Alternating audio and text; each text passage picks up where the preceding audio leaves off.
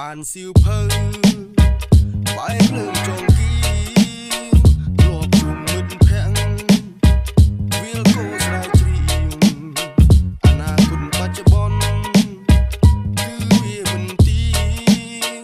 ដឹងថាខ្លួនឯងស្រែកិច្ចគេល្អជាងមកធ្លាប់រាប់អានគេឃើញមកវីគេញ៉ាំត្រីសាច់ខ្ញុំញ៉ាំតែសៀងញ៉ាំតែសៀងរងថ្ងៃធ្វើជាក្រក់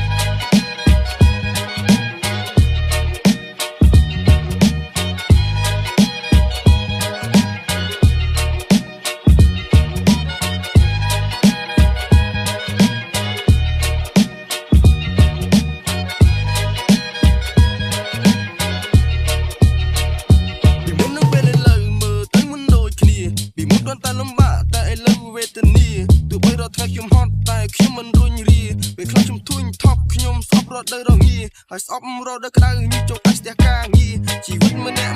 យីអូនមិនដូចគ្នាអរគុណពុកម៉ែដែលមិនអត់គុណនឹកកំព្រាណាចោះរឿងជីវិតមិនដោយតាមកម្មពីចំណែករឿងក្រុមយ៉ាងដើម្បីគុណនឹងភរិយាកំពុងរកលុយអត់នឹងមាននឹងការងារក៏ទៅជាមិនផុតអំណាចសម្រាប់វាជាយាមកុំសម្រាប់មិនអាចទៅក្រំគ្រាមិនអាចទៅក្រំ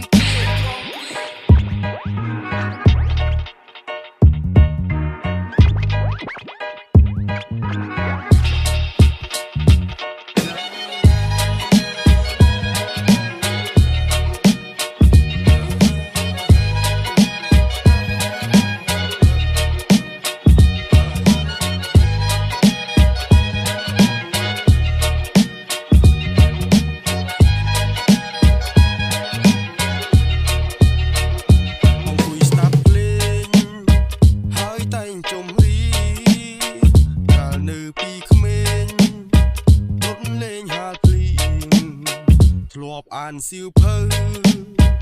បែបភ្លើងចងគី